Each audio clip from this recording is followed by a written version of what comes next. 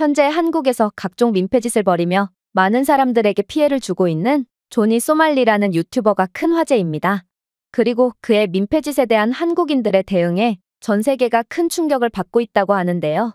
실제로 한 일본인은 일본인들과는 다른 한국인들의 대응에 경악을 하며 분석 글을 작성했고, 이 글은 전 세계적인 뜨거운 반응을 얻고 있다고 합니다. 그렇다면 전 세계에서 오직 한국인들만이 보여줄 수 있고 또 보여준 모습은 대체 무엇일까요? 안녕하세요. 저는 일본 출신의 하나라고 합니다. 저는 일본 출신이지만 미국에서 대학교를 나왔고 직장도 미국에서 다니기에 생활 반경은 아예 미국이라고 할 수 있는데요. 사실 미국에서 자리 잡은 일본인들을 찾기란 정말 쉽지 않습니다. 일단 일본은 섬나라다 보니 일본인들은 다른 나라로 가는 것에 대해 매우 두려워할 뿐만 아니라 영어에 대한 막연한 공포심까지 있거든요. 결정적으로 미국에는 재팬타운이 없는 것과 같이 일본인들은 단합이 전혀 안 되기에 일본인들에게 해외 유학의 난이도는 매우 높다고 할 수 있죠. 제가 그럼에도 용기를 내서 미국으로 건너간 것은 그저 일본이라는 나라가 싫어서였습니다.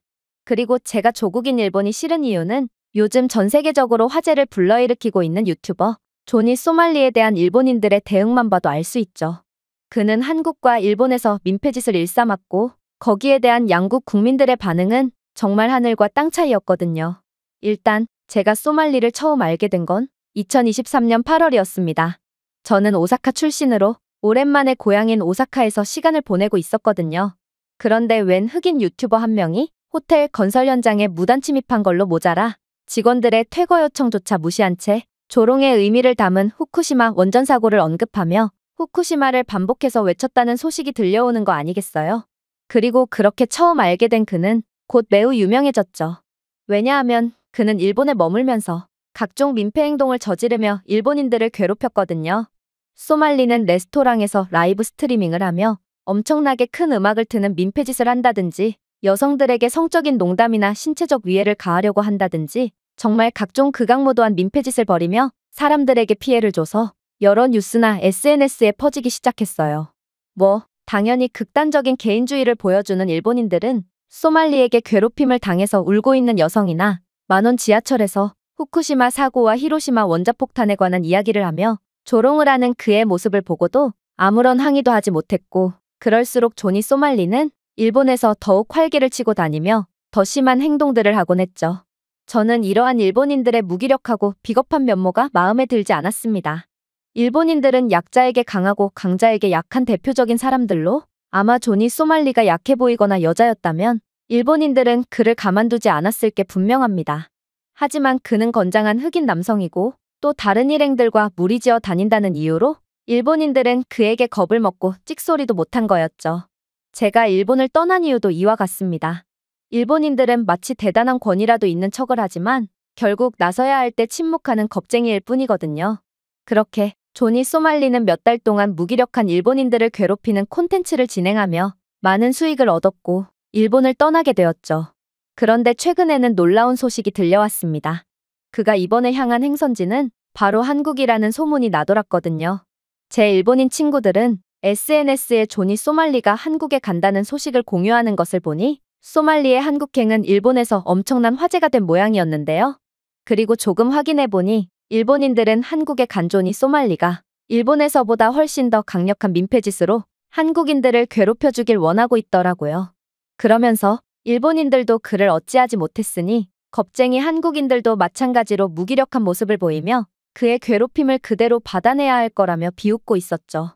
하지만 제 의견은 일본인들과는 달랐습니다. 저는 미국에서 오랜 시간 동안 생활했고 대학교에서나 직장에서나 많은 한국인들을 마주쳤거든요. 그런데 한국인들은 일본인들과 비슷하면서도 아주 다른 성격을 가지고 있었어요. 한국인들은 일본인들처럼 평소에 다른 사람들에게 피해를 주지 않으려고 하는 배려심 깊은 사람들이었는데 일본인들과는 다른 점이라면 이들은 나서야 할 때는 반드시 나서는 정의로운 사람들이었거든요. 심지어 한국 남성들은 의무적으로 2년간 군복무를 해야 할 뿐더러 키와 골격 등의 체격 조건도 일본인에 비해 월등하기 때문에 저는 소말리가 한국에서만큼은 제대로 된 민폐짓을 할 수가 없을 거라고 확신했습니다. 그렇게 소말리는 한국에 입국했습니다. 그리고 그는 입국을 하자마자 정말 상상치도 못한 행동을 하기 시작하더라고요. 그는 한국에 오자마자 위안부를 기리는 평화의 소녀상에서 위안부 피해자들을 조롱하는 키스를 하며 이를 비판하는 사람들을 보고 이건 그저 동상일 뿐인데 왜 그렇게 과민 반응하냐. 이들은 피해자가 아니라 자발적으로 돈을 받고 일을 한 여성들이다라며 비난했다는 사실이 알려졌거든요. 당연히 일본 전역은 난리가 났습니다. 도대체 일본인들은 한국에 관심이 없는 척을 하면서도 뒤로는 왜 이렇게 한국 일에 관심이 많은 건지는 모르겠지만 아무튼 일본인들은 소말리가 드디어 맞는 말을 한다며 언제 그랬냐는 듯 그를 응원하는 반응을 보였거든요. 사실 저는 일본에서 학교를 다니며 다른 일본인들처럼 위안부는 피해자가 아닌 자발적으로 일한 여성들이라고 배우게 되었지만 일본에서 벗어나 국제시민으로 살고 있는 지금은 그렇지가 않다는 것을 알게 되었는데요. 그래서 저는 위안부 문제가 한국인들에게 얼마나 중요한 문제인지 알고 있고 이건 소말리가 선을 한참 넘었다고 생각했습니다. 어쩌면 소말리가 일본에서 히로시마 핵폭발에 대해 조롱하며 관심을 구걸한 것보다 훨씬 더 심각한 문제일 수도 있겠죠. 그런데 한국인들은 그에게 아무것도 못할 거라고 생각했던 일본 대중들의 생각과는 달리 한국인들은 절대로 가만히 있지 않더군요. 그의 방송을 시청하던 몇몇 한국인들은 실제로 평화의 소녀상으로 찾아갔고 그가 추가적인 조롱을 하지 못하도록 강력하게 경고했거든요. 또한 다시 한번 이런 일을 벌이면 그때는 경고로만 끝내지 않겠다는 살벌한 주의까지 주고 갔죠.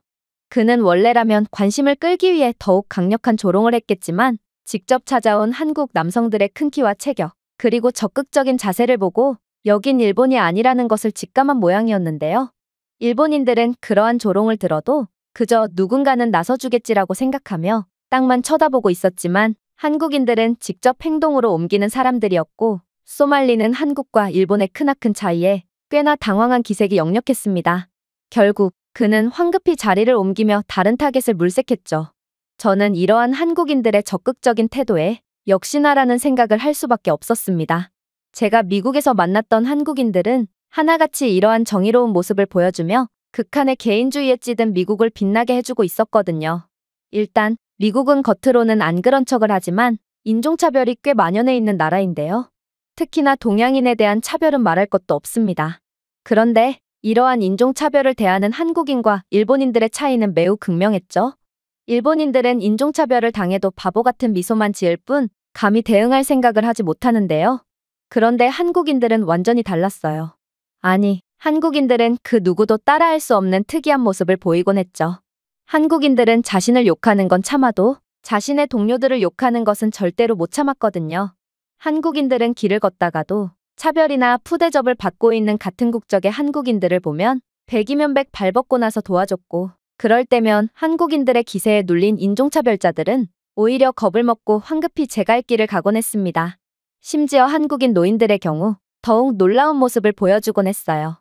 이들은 연로한 나이임에도 눈빛만은 그 누구보다 빛났고 동양인이라는 이유만으로 무시당하는 상황에 절대로 그냥 참고만 있지 않았거든요. 저는 한 번은 바보 같은 미국 놈들에게 둘러싸여 조롱을 당하는 차별을 당한 적이 있는데요. 그런데 이를 본 한국인 노인이 금방이라도 이들을 때려눕힐 기세로 맹렬한 항의를 하는 거 아니겠어요? 그런데 자칫하면 위험한 상황이 벌어질 수도 있겠다는 제 생각과는 달리 이들 중 몇몇은 한국인 노인에게 덤벼들려고 하다가도 다른 일행이 할아버지가 쓴 태극기 모자를 보고는 그는 한국인이다라고 말한 순간 이들 모두는 마치 귀신이라도 본 것처럼 꽁무니를 빼기 시작하더라고요. 저는 도대체가 이해가 안 갔습니다. 어떻게 할아버지 한 명이 멍청한 인종차별자 놈들을 말 한마디로 제압할 수 있단 말인가요? 저는 한국인 할아버지께 도움에 대한 감사를 표하면서도 도대체 비결이 뭐냐고 물어보게 되었는데요. 그러자 한국인 할아버지는 놀라운 대답을 건네오더군요. 고마워할 거 없어. 나는 약자를 괴롭히는 놈들만 보면 도저히 참을 수가 없거든.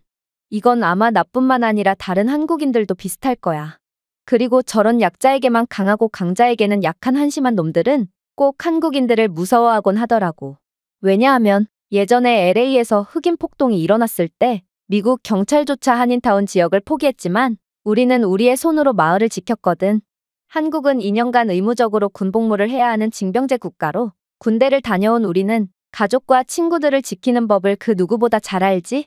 그때의 역사도 그렇고 한국인들은 이가 없으면 잇몸으로도 싸우는 독종들이니까 저놈들이 그대로 내뺀 거야.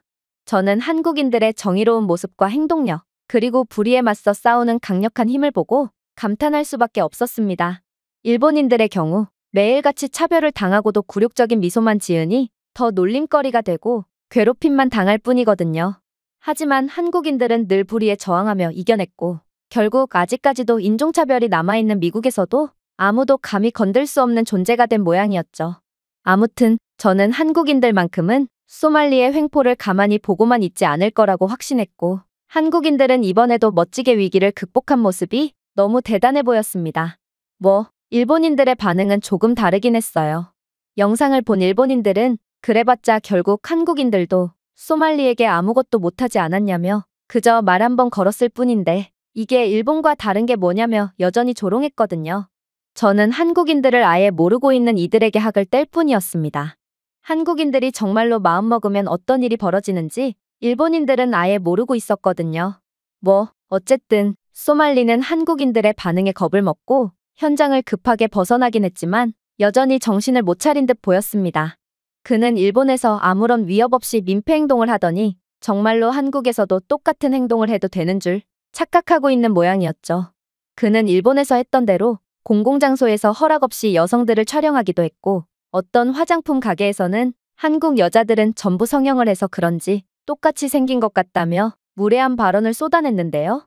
심지어 그는 케이팝은 전부 쓰레기라며 자신은 미국에 있을 때 케이팝 팬들만 보면 때려눕히곤 했고 여기서 만약 방탄소년단 팬들을 보게 된다면 미국에서 했던 대로 똑같이 때려눕혀 주겠다며 한국 문화를 비하함과 동시에 협박까지 일삼더라고요.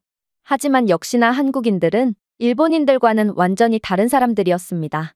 사실 소말리는 일본에서도 비슷한 행동을 하곤 했지만 일본인들은 피해를 입고 울고 있는 여성을 전혀 도와주지 않았고 오히려 소말리와 피해 여성들과는 눈도 마주치지 않으려고 땅만 보고 걷는다든지 거리를 벌리며 방관한다든지 하며 개인주의적인 면모를 보여줬는데요.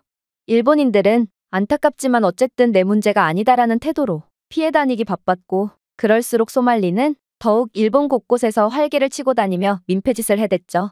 그런데 한국인들은 제가 미국에서 봤던 것처럼 자신이 아닌 다른 사람들이 피해를 보는 일임에도 적극적으로 나서 대응하더라고요.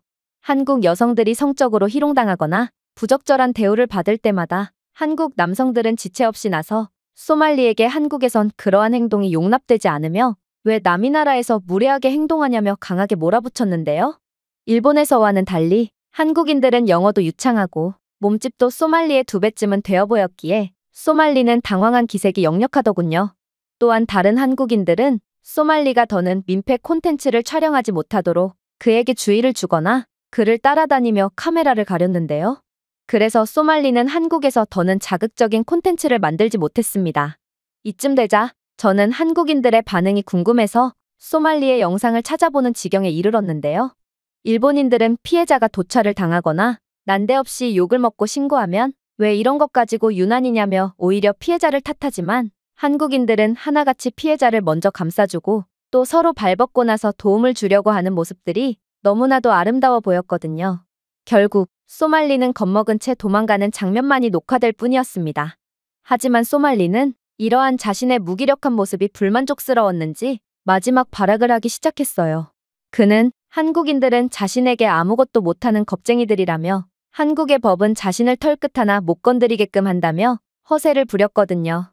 그는 한국 경찰과 법을 조롱하면서 자신이 한국에서 무슨 짓을 하더라도 한국 경찰과 법은 자신에게 아무런 처벌도 할 수 없으며 겁쟁이 한국인들 또한 자신에게 아무런 위해도 끼치지 못한다며 큰 소리로 떠들어댔는데요.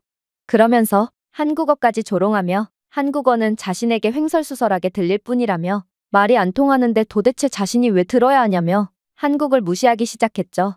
결국 선을 완전히 넘어버린 소말리는 한국인들의 인내심을 끊어버렸습니다. 제가 미국에서 직접 경험해본 바로는 한국인들은 정말 필요한 때가 아니라면 폭력적인 행동을 거의 하지 않는 사람들인데요. 그러나 갱생의 여지가 없는 소말리에게 한국인들은 겁쟁이 일본인들과는 다른 반응을 보이기 시작했어요.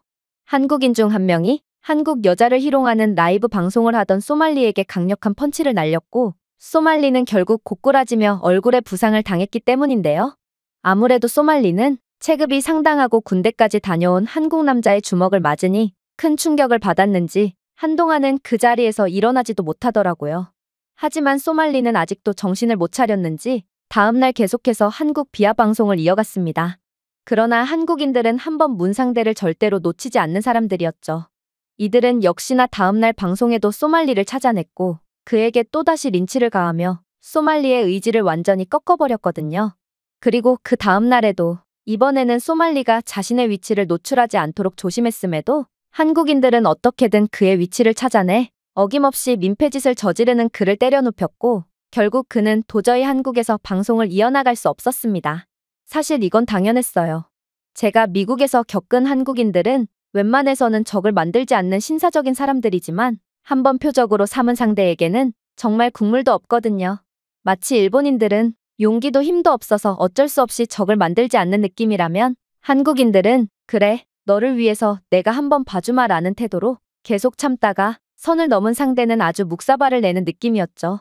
실제로 제가 대학생 때도 한국인 학생과 미국인 학생의 싸움이 벌어진 적이 있었는데요.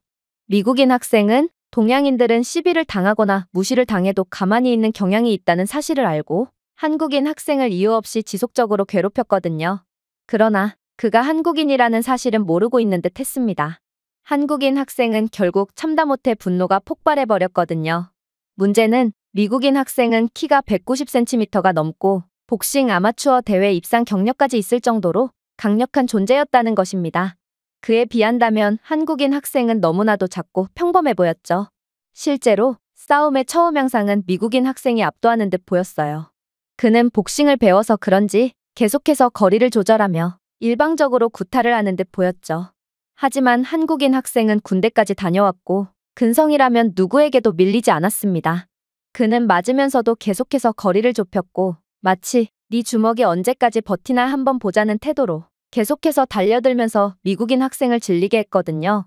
결국 처음에는 자신만만했던 미국인 학생은 나중에는 한국 학생의 근성에 공포에 질려버렸고 마지막에는 한국인 학생이 일방적으로 눕혀놓고 패버리는 양상이 지속되었습니다.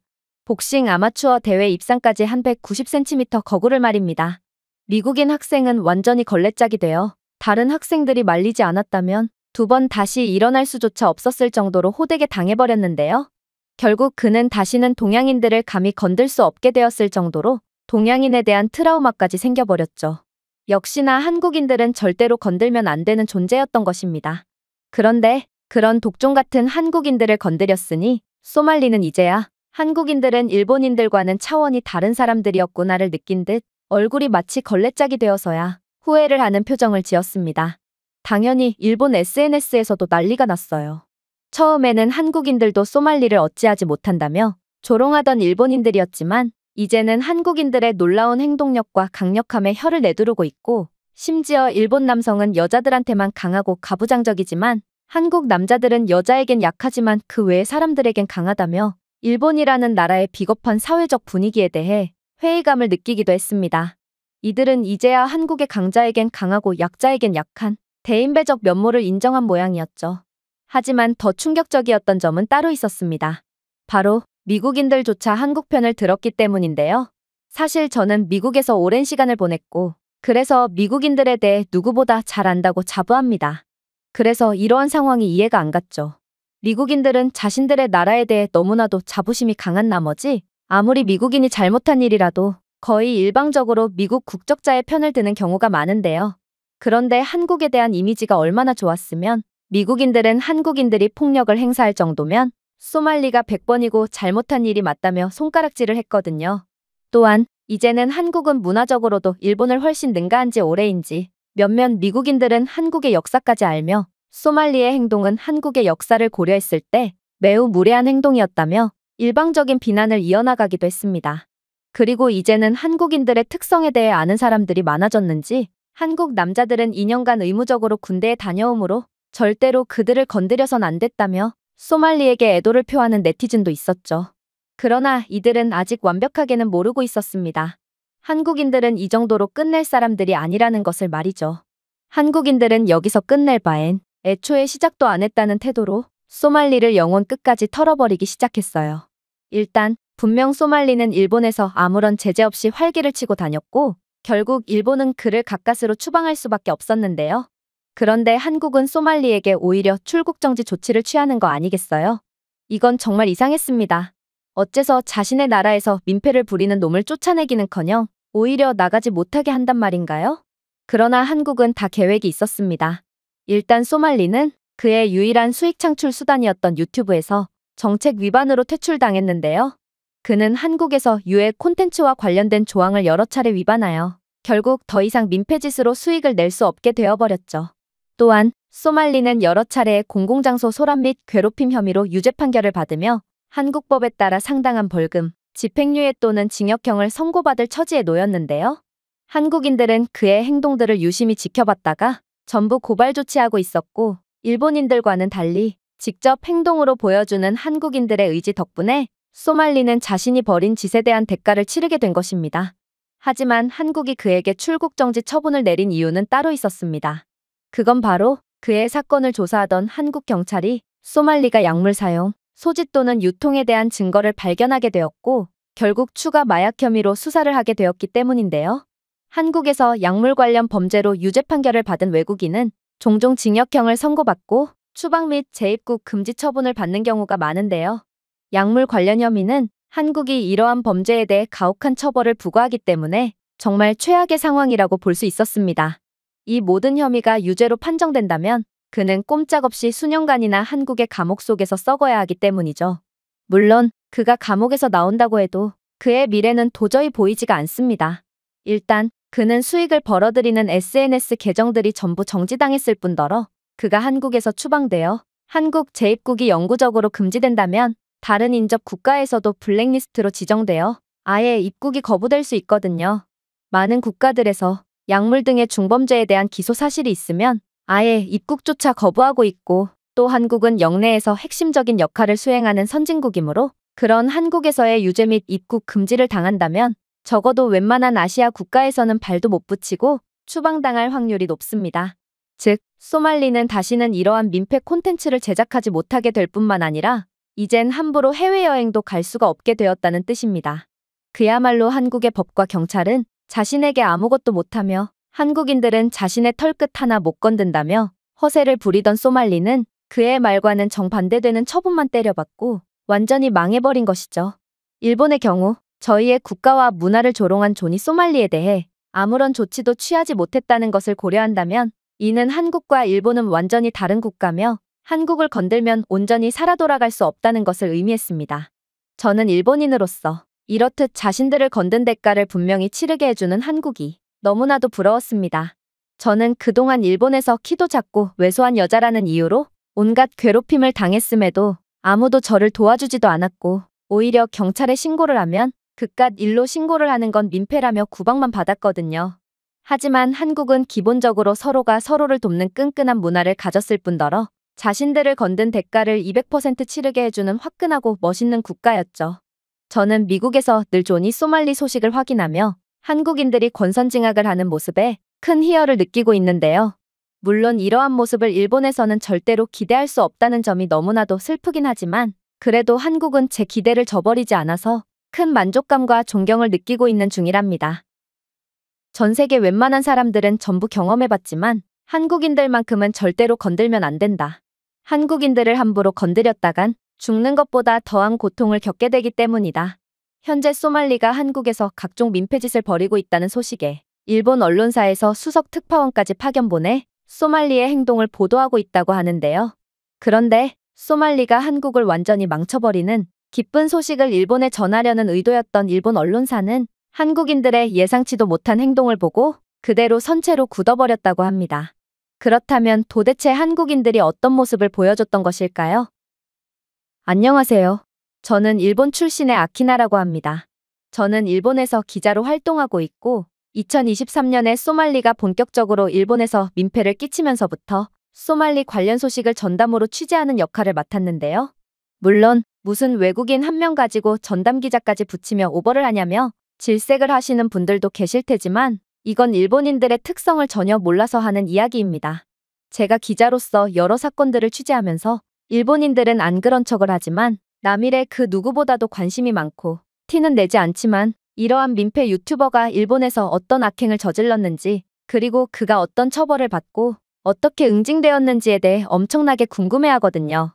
또한 일본인들은 소말리의 소식을 통해 그의 동선을 피해감으로써 어떻게든 피해를 보지 않으려는 의도를 가지고 있기도 하죠. 제가 일본인들이 소말리에 대해 관심이 없는 척을 하지만 실상은 그 누구보다 관심이 많다는 것을 확신하는 이유는 바로 저희 언론사의 기사 조회수만 봐도 알 수 있기 때문입니다. 일본의 각종 중대한 소식보다도 소말리에 대한 소식이 훨씬 더 조회수가 높거든요. 제가 소속되어 있는 언론사는 이러한 일본인들의 속내를 숨기는 특징을 아주 잘 잡아냈고, 그래서 저를 소말리 전문 취재기자로 선택한 것이죠. 그리고 일본 전역을 완전히 뒤흔든 소말리는 그렇게 민폐를 끼치며 엄청난 수익을 올렸고, 자신은 일본에서 할 수 있는 건 다 했다는 듯 한국으로 유유히 빠져나갔는데요. 당연히 언론사는 난리가 났고, 저는 소말리의 민폐짓을 보도하러 한국으로까지 파견되게 되었습니다. 제가 한국으로까지 파견되어 소말리를 취재하게 된 이유는 간단합니다. 앞서 말씀드린 일본인들의 특징과 같이 일본인들은 한국에 대해서도 안 그런 척을 하면서도 엄청나게 관심이 많거든요. 그리고 부끄럽지만 이러한 한국에 대한 관심은 주로 안 좋은 쪽일수록 많은 인기를 얻습니다. 일본 서점에는 혐한이라는 전문 카테고리가 있고, 또 이러한 혐한 서적이 불티나게 팔린다는 점만 봐도 일본인들의 한국에 대한 인식을 잘 알 수 있을 텐데요. 언론사는 한국도 일본과 마찬가지로 소말리의 악행들을 무기력하게 지켜보고만 있을 것이 분명하다며, 이러한 한국의 나약한 모습은 분명 대박 뉴스가 될 거라며 제 의사도 묻지 않고 저를 한국으로 보내버렸고, 결국 저는 제대로 준비도 못한 채 한국으로 보내지게 된 것이죠. 솔직히 말씀드리자면 저는 이번 기사가 매우 순조롭게 작성될 거라고 생각했습니다. 왜냐하면 언론사는 한국이 소말리에게 호되게 당하는 모습을 원하는데, 저는 한국이라고 해서 민폐짓으로 사람들에게 피해를 주는 소말리를 어쩌진 못할 거라고 생각했거든요. 그 이유는 매우 명확합니다. 소말리는 워낙 철저하게 자신의 동선을 숨기면서 다니기도 하고, 또 자신의 덩치 큰 흑인 친구들을 데리고 다니며 자신이 보복을 당하지 않게끔 설계해놓고 다니고 있기 때문이죠. 소말리와 함께 다니는 흑인의 체격은 일본 남자들보다 거의 2배는 클 만큼 상당한 체격 차이를 보이고 있고, 결국 겁먹은 일본 남자들은 소말리의 악행들을 눈뜨고 보고만 있을 수밖에 없었습니다. 물론 한국인들은 군대를 다녀오기도 했고, 일본인들에 비한다면 키도 크고 체격도 좋은 건 사실인데요. 그러나 그렇다고 해도 덩치 큰 흑인들을 상대하는 건 아무래도 불가능할 것이고, 결국 한국인들도 소말리의 악행을 보고도 가만히 있는 일본과 별다를 바가 없는 무기력한 모습을 보여줄 게 분명했습니다. 그리고 역시나 소말리는 한국에 도착하자마자 민폐짓을 저지르기 시작했어요. 번화가를 활보하며 한국 여성들에게 희롱성 발언을 한다거나, 혹은 만원 버스 안에서 음란 영상을 틀어놓으며 한국인들의 반응을 무단으로 촬영한다거나 하며 한국에서 민폐를 부렸죠. 이러한 소말리의 행동에 한국인들은 처음에는 이게 대체 무슨 상황인가 싶어 어리둥절해하는 분위기였습니다. 그러나 일본인들과 다른 점이라면 소말리에게 괴롭힘을 당하고 있는 여성을 보고도 못 본 척 그 자리에서 도망가는 일본인들과는 달리, 한국인들은 꼭 소말리에게 다가와서 한국에서 그런 행동을 하면 안 된다고 주의를 줬다는 것입니다. 이건 정말 놀라웠어요. 일본과는 달리 한국인들의 영어 실력이 유창하다는 것도 매우 놀라웠지만, 한국의 경우 나이를 따지지 않고 중장년층까지 발벗고 나서 소말리에게 그러지 말라는 신호를 보냈다는 것은 일본과는 완전히 다른 부분이었거든요. 그리고 이러한 한국인들의 행동은 일본 커뮤니티를 완전히 뜨겁게 달구었죠. 일본 남성들이 소말리가 여성들을 희롱하고 괴롭혀도 이악 물고 눈을 피하고 도망가는 장면은 이미 녹화되어 전 세계로 퍼지며 개망신을 당하고 있거든요. 그러나 한국인들은 노인들까지 나서 약자를 괴롭히는 소말리에게 한 소리를 하고 있었고, 이 장면을 본 해외 네티즌들은 역시 한국인들은 일본인들과는 달리 정의롭고 남자답다며 박수를 보내더군요. 이에 대해 일본 네티즌들은 그래봤자 한국인들도 소말리를 막지 못했다며 한 소리를 하면 뭐하냐며, 어차피 소말리는 아무리 한국인들이 저지를 한다고 해도 장소만 옮겨서 똑같은 짓을 반복하는데 이건 무의미한 행동이라고 주장했죠. 저는 같은 일본인으로서 일본 편에 서고 싶었으나 솔직히 한국 남자들에 비한다면 키도 작고 왜소하며 강자 앞에서 찍소리도 못하는 비굴한 일본 남자들의 모습이 너무나도 초라해 보였기에 그저 입을 꾹 다물 뿐이었습니다. 아무튼 소말리는 계속된 한국인들의 저지에 화가 난 듯 더 강한 척을 하며 한국에서 민폐를 부리기 시작했어요.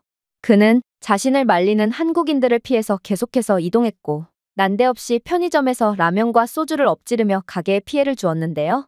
심지어 그는 K-팝은 전부 다 쓰레기고 한국에 온 김에 BTS 굿즈로 치장한 K-팝 팬들이 보인다면 전부 다 때려눕히겠다며 협박까지 일삼더라고요. 그러면서 그는 자신이 미국에 있었을 때 K-팝을 좋아하는 사람들에게 총을 겨눈 적까지 있다며 자신은 어렸을 적부터 총을 다뤄본 베테랑 저격수고 자신이 마음만 먹었다면 미국 내의 K-팝 팬들은 전부 저 세상으로 보내버렸을 거라며 허세를 부렸죠. 사실 저는 그의 말을 듣고 기가 찰 따름이었습니다. 저는 분명 한국인들이 소말리에게 당하는 장면을 취재하러 오긴 했지만 그래도 기자로서 사실을 숨기면서까지 한국을 욕하고 싶지는 않았거든요. 그리고 제 경험을 고려해본다면 소말리는 한국인을 총으로 쏘기는커녕 그가 총을 드는 동시에 오히려 수십 년 전에 군대를 전역한 한국인 노인들에게마저 바람구멍이 나버릴 게 분명했어요. 한국인들이 타고난 명사수라는 것은 이제 전 세계가 아는 사실이기 때문이죠. 물론 미국은 총기가 자유화된 국가로 사격에 대해 꽤나 자유로운 환경에 놓여 있다는 건 사실입니다. 그리고 그와는 반대로 한국은 총기가 엄격하게 규제되어 있는 국가죠. 하지만 한국은 징병제로 모든 남성은 2년간의 군복무를 해야 하는 국가입니다. 즉, 한국 남자들은 정규적인 사격 훈련을 받은 사람들로 이건 그저 훈련 없이 총만 쏴본 미국인들과는 그 실력과 수준이 질적으로 다르다는 것을 의미하죠. 실제로 한국인들의 사격 실력은 국제적으로도 매우 인정받고 있습니다. 특히나 소말리아 해적에 의해 피랍된 사모 주얼리오를 구하기 위해 펼쳐진 아덴만의 여명 작전 이후 한국은 상당한 국제적인 명성을 쌓게 되었죠. 저는 어렸을 때부터 기자의 꿈을 키워오며 준비를 해왔기에 이 사건에 대해 생생히 기억하고 있습니다. 그리고 당시 일본 언론사들은 한국인 저격수가 결국 선박을 점령한 해적들이 아닌 인지를 명중하는 사고를 쳤다며 한국인들의 사격 실력은 최악이며 작전 능력도 형편없다며 조롱의 기사들을 마구잡이로 써내려갔거든요. 당연히 그건 전부 거짓 기사였어요. 아덴만의 여명작전은 전 세계의 군사작전 중에서도 가장 성공적이고 또 아직까지도 회자되는 기적과도 같은 작전이었거든요. 지금도 일부 일본인들은 한국인 저격수가 해적이 아닌 인지를 쐈다는 것을 믿고 있는 것을 보면 일본에는 아직도 한국을 맹목적으로 비하하며 한국의 나쁜 소식은 자신의 삶에 낙인 한심한 일본인들이 상당히 많은 것 같아 안타까운 마음이 들기도 하지만 말입니다. 그러나 현실은 완전히 달랐죠. 아덴만의 여명 작전 당시 헬리콥터 안에서 기회를 엿보던 한국인 저격수는 표적이 제대로 보이지도 않는 거리인 약 200m나 떨어진 상공에서 맴돌고 있었는데요. 이는 헬리콥터와 선박의 반대편 사이의 각도와 거리를 계산해야 하기에 사격 성공 확률이 극히 낮은 매우 어려운 사격이었어요. 또한 선박은 여전히 시속 20km의 속도로 움직이고 있었고 헬리콥터는 엄청난 바람 때문에 불안정하게 흔들렸죠. 인질이라는 인간방패는 또 어떻고요? 해적들은 저격에 대비하기 위해 지속적으로 인질과 붙어 있었고 이 말은 저격수는 인질과 분리되는 단 몇 초의 시간만을 노려야 한다는 뜻이고 심지어 총알 궤적에 영향을 끼칠 수 있는 횡풍, 헬리콥터가 하강 기류를 생성하는 상황, 그리고 배의 속도까지 전부 고려해야 한다는 뜻이기에 이건 사실상 불가능한 사격이라고 할 수 있었습니다. 하지만 한국인 저격수는 성공 확률이 1%도 안 되는 사격에서 정확히 해적을 명중시키며 전 세계를 놀라게 만들었습니다. 한국인들의 사격 실력은 정말 인간의 수준을 초월할 정도로 어마무시했던 것이죠. 당시에 이러한 한국의 성공적인 작전을 제대로 보도해주는 일본 언론사는 없었다는 것을 고려한다면 일본이 정말로 깨끗하고 투명한 언론 시스템을 가지고 있는지가 의심스럽긴 하지만 아무튼 모든 사실을 알고 있는 저로서는 소말리가 한국인들에게 사격으로 덤빈다는 게 너무나도 우습게 느껴졌습니다. 하지만 이러한 황당한 상황도 잠시 일본에서와는 달리 한국인들에게 자꾸만 저지를 당하던 소말리는 드디어 이성을 잃어버렸죠. 그는 한국에서 위안부를 기리는 동상인 평화의 소녀상에 키스를 하며 성적인 퍼포먼스를 했고 이를 비난하는 채팅에 대해서는 그깟 동상이 뭐길래 과민 반응을 하냐. 위안부는 일본군이 돈을 주고 고용한 여자들이며 이들을 기리는 것 자체가 말이 안 되는 행위다. 내가 이 동상을 망친다고 해도 나약한 한국인들은 내 털끝 하나 건들지 못할 것이다. 자신 있으면 덤벼라라며 매우 도발적인 어조로 반응했거든요. 이건 정말 특종감이었고 저는 그 즉시 소말리의 행동을 조사하여 일본 언론사에 보냈습니다. 평화의 소녀상은 한국인들에게 특히나 각별한 의미를 갖고 있고 이러한 의미를 소말리가 더럽혔다는 것은 일본인들이 환호할 만한 사건이었거든요. 하지만 결론적으로 저는 소말리가 소녀상에서 성적인 퍼포먼스를 한 영상과 기사를 작성한 뒤 급하게 언론사로 보낸 것에 대해 큰 후회를 하고 말았습니다. 왜냐하면 이건 오히려 한국을 돕는 꼴이 되어 언론사 입장에서는 큰 피해를 보게 되었거든요. 물론 소말리가 평화의 소녀상을 희롱한 사건에 대해서는 일본인들은 소말리는 역사관이 바로 잡힌 녀석이라며 환호를 보냈는데요. 이들은 일본을 엉망진창으로 만든 소말리의 행동을 벌써 잊은 건지 아니면 아무리 적이라도 그저 한국을 괴롭혀서 좋은 건지 저로서는 도무지 이해를 할 수가 없는 반응을 보이더라고요. 그러나 소말리가 소녀상을 성적으로 모독하자마자 그는 그동안 전 세계를 돌아다니면서 단 한 번도 겪은 적이 없던 충격적인 사건을 겪게 되었습니다. 왜냐하면 소말리는 자신의 흑인 친구들과 한국 여성들을 괴롭히기 위해 방송을 켰는데 갑자기 건장한 한국인 남성 한 명이 소말리에게 돌진해 오더니 그대로 주먹을 날리며 소말리의 턱을 돌려버렸거든요. 그의 주먹이 얼마나 매서웠으면 소말리는 그 즉시 쓰러져서 한동안 일어나지 못했는데요. 그런데 놀랍게도 그렇게나 덩치 좋던 소말리의 흑인 동료가 한국인 남성을 막으려고 움직임과 동시에 그는 그대로 한국인 남성에게 제압당하며 완전히 자존심을 구겨버린 거 아니겠어요? 그리고 이건 사실상 한국인 남성과 소말리 패거리의 1대3 싸움이었음에도 한국인 남성이 덩치 좋은 소말리 일당 3명을 전부 다 두들겨 패는 정말 믿기지가 않는 상황이 펼쳐지고 말았습니다. 특히나 소말리는 자신의 동료들을 버리고 도망치려다 그대로 남성에게 붙잡히고 말았고 결국 몇 분간이나 일방적으로 두들겨 맞으며 방송은 종료되었는데요. 놀랍게도 한국인 남성은 감히 평화의 소녀상을 더럽히고도 멀쩡할 수 있을 거라 생각하냐라며 그야말로 자신의 사사로운 감정이 아닌 대의적인 명분으로 소말리를 참교육한 거였기 때문에 이 영상은 전 세계로 퍼지며 지켜보던 모든 사람들을 놀라게 했어요.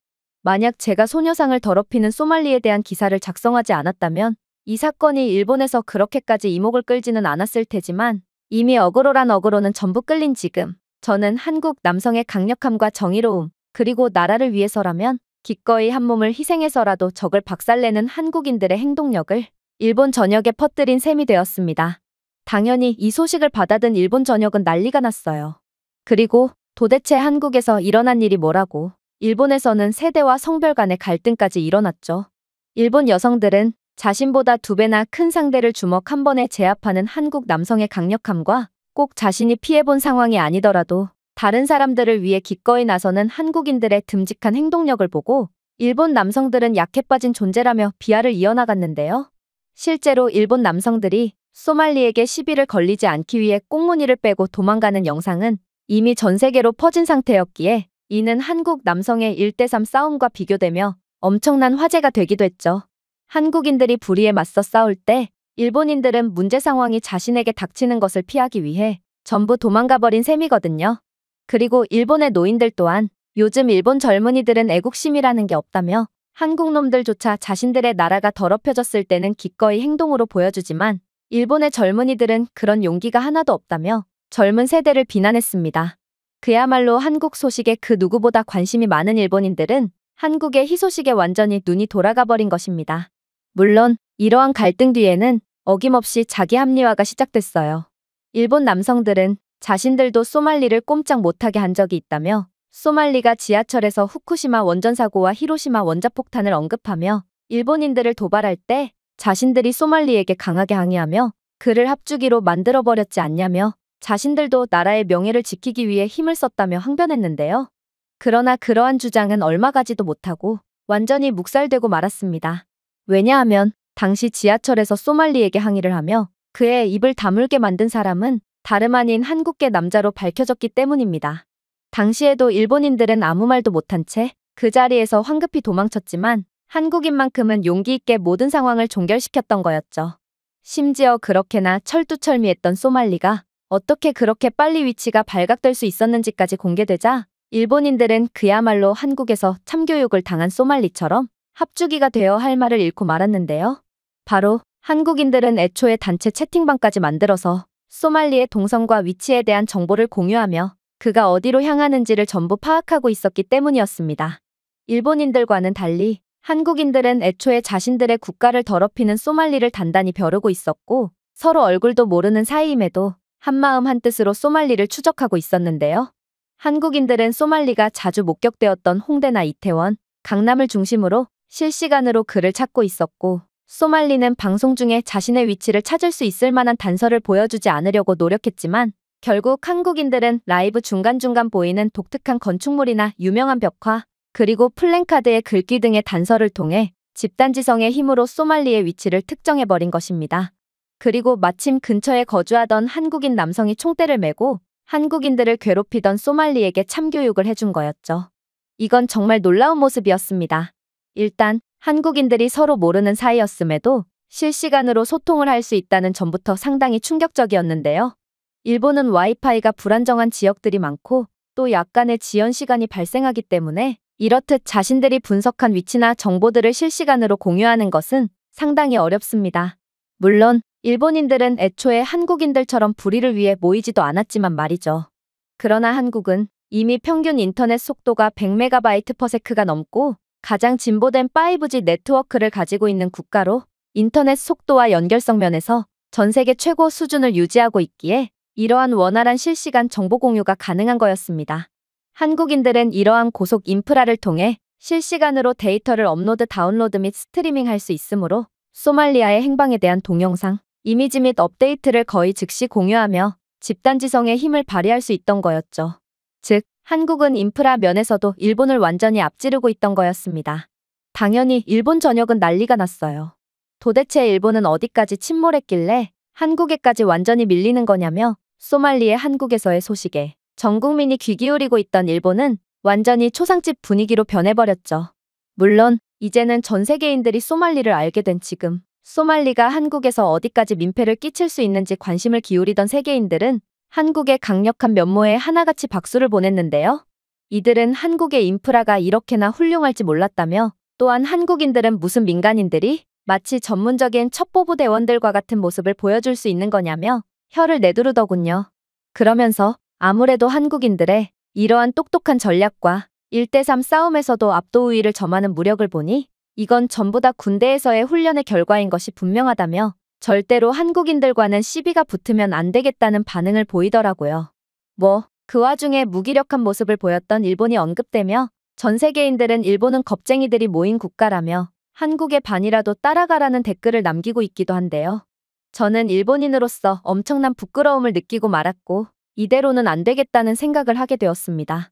저는 분명 기자로서의 자존심을 내려놓지 않으려고 했지만 이대로 일본이 한국과 비교되며 전 세계적으로 필요 이상으로 많은 욕을 먹는 것을 참을 수가 없었고 결국 한국에 대한 부정적인 편파 기사를 작성하며 일본의 자존심을 회복시키기로 작정하고 말았죠. 그러나 일련의 사건이 하나 더 터진 이후 제 결의에 찬 다짐은 그대로 산산조각나고 말았습니다.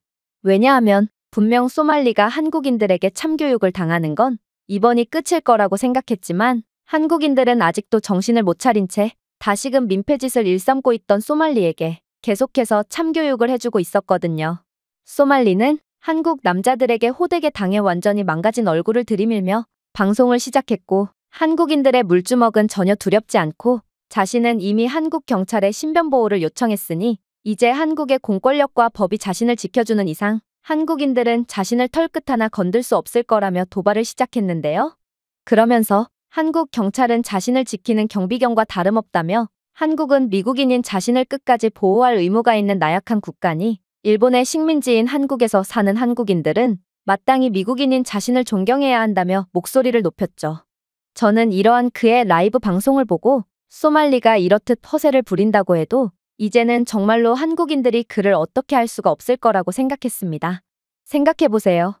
일본 네티즌들이 뭐라고 주장하든 한국은 분명 선진국이며 인권이 잘 지켜지는 나라입니다.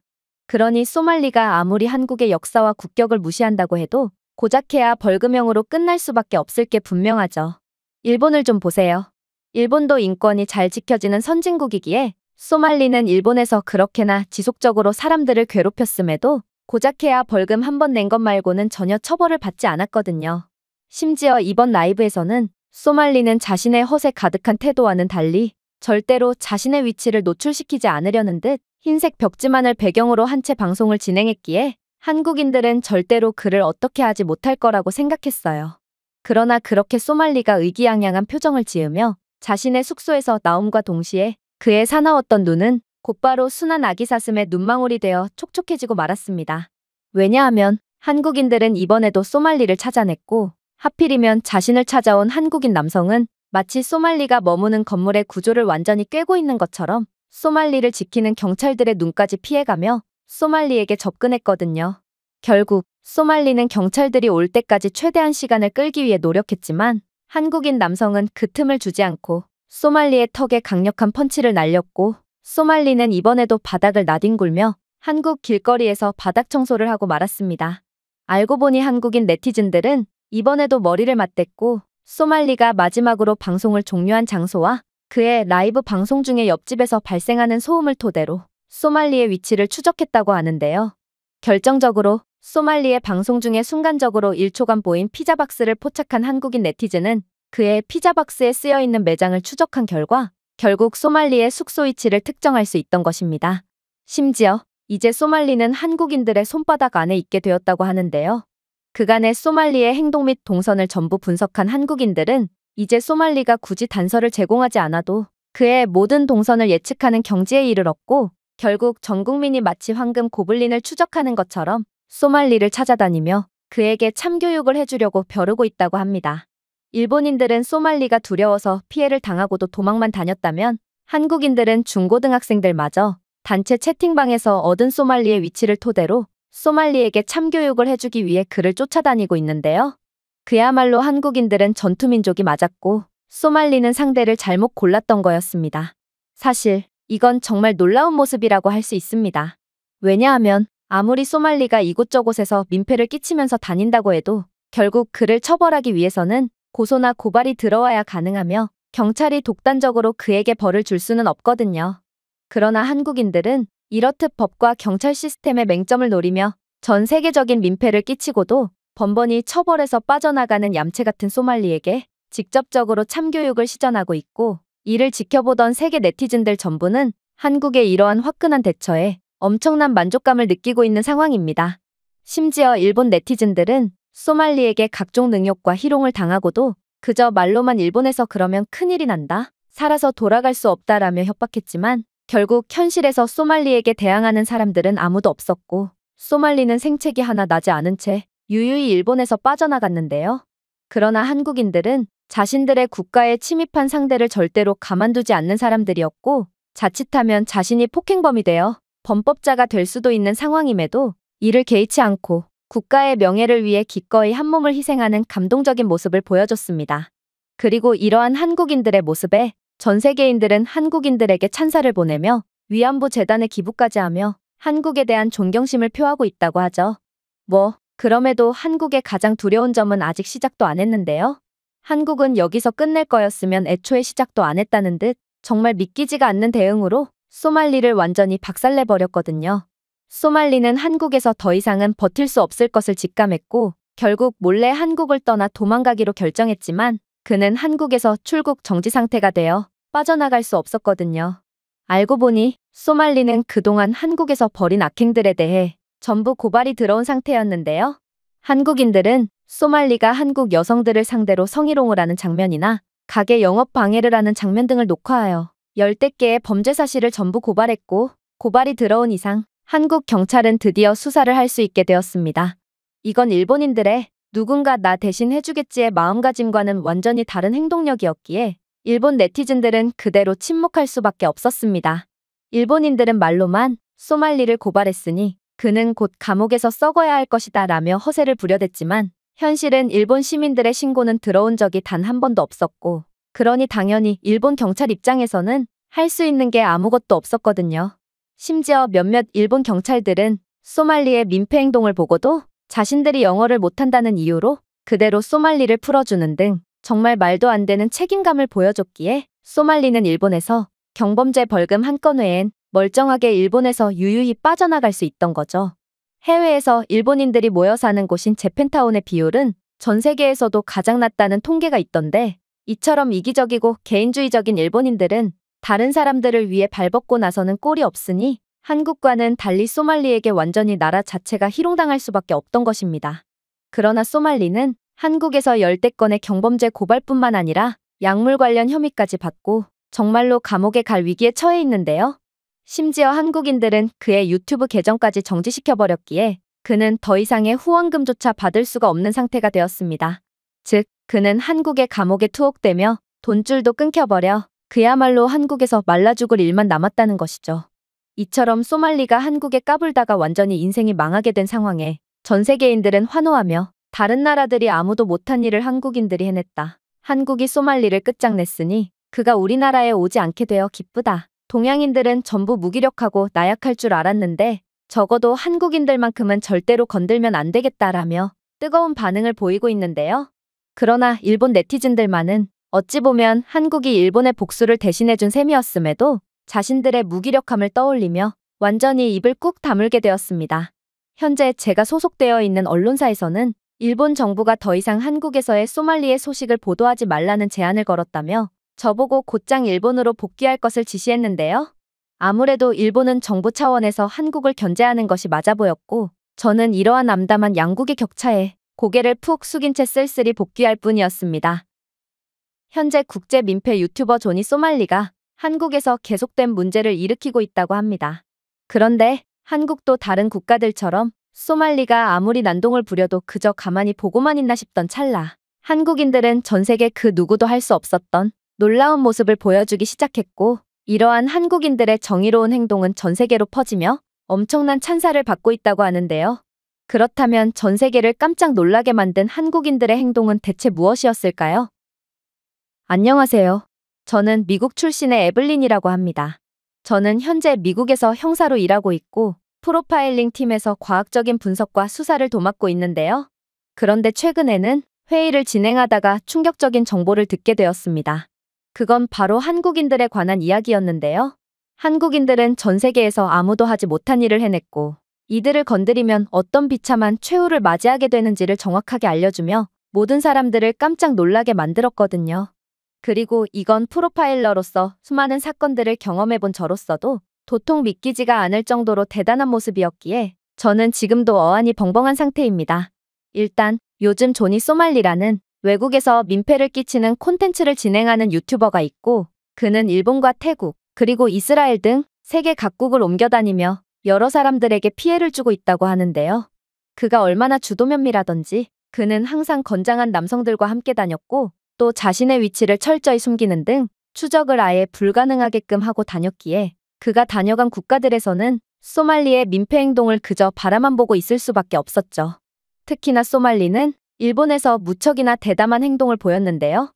일본은 개인주의 문화가 매우 극심하고 또 다른 사람들을 도와주는 문화가 전혀 없는지 소말리는 일본 번화가에서 대놓고 여성들을 희롱하고 농락했음에도 아무도 피해 여성들을 도와주지 않더라고요. 소말리는 매우 똑똑한 놈이었고 그런 일본의 이기적인 분위기를 단번에 파악한 뒤 히로시마 원자폭탄 및 후쿠시마 원전 사고 등 일본의 아픈 역사를 언급하며 일본을 농락하더군요. 그리고 그런 형편없는 그가 마침내 향한 곳이 바로 한국이었습니다. 역시나 소말리는 한국에 대해 많이 조사를 해왔다는 듯 한국을 마치 제 집 안방처럼 다니며 여러 민폐짓을 하기 시작했는데요. 그는 편의점에서 음식물을 던지며 영업을 방해했을 뿐더러 번화가를 쏘다니며 한국인 여성들을 희롱하더라고요.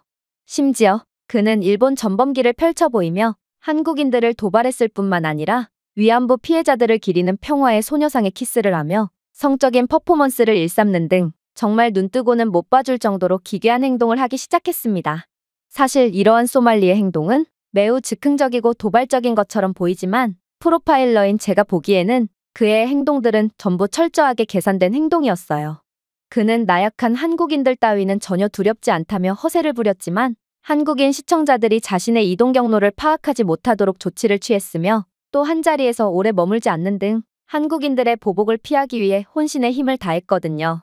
이게 바로 그가 몇 년 동안 민폐짓으로 돈을 벌 수 있었던 비결이었고 소말리는 한국인들이 다른 나라 사람들처럼 자신에게 절대로 보복을 가할 수 없을 거라고 생각하며 더욱 강력한 도발을 이어나갔습니다.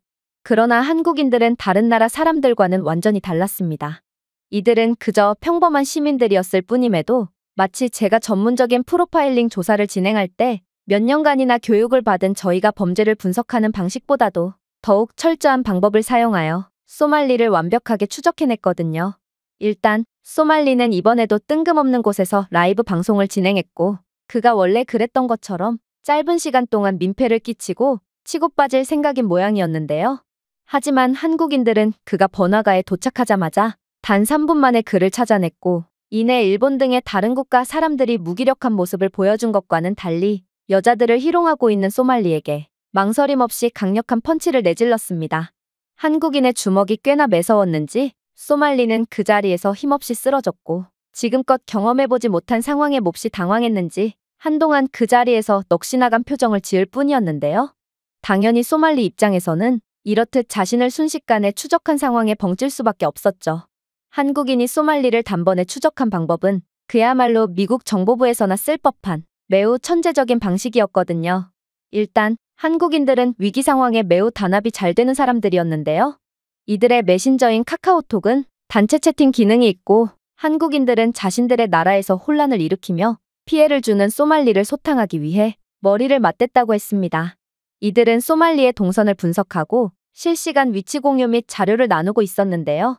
다른 국가들에서는 애초에 이러한 공동의 노력조차 시도하지 못했기 때문에 한국인들의 강력한 책임감과 자신들의 국가를 지키려는 노력은 정말 박수받아 마땅하다고 볼 수 있었어요. 심지어 한국인들은 소말리가 이동 과정을 가리려고 노력했음에도 길가에서 흘러나오는 노랫소리와 상점 간판, 그리고 가끔 보이는 플랜카드 등을 포착하고 이러한 한정된 자료로 위치 분석을 실시했는데요. 이번에 한국인들이 소말리의 위치를 파악할 수 있었던 이유는 근처에 살던 한국인들이 그가 걷던 번화가 거리 공연의 노랫소리를 듣고 정보 공유 단체 채팅방의 위치를 공유했기 때문이었습니다.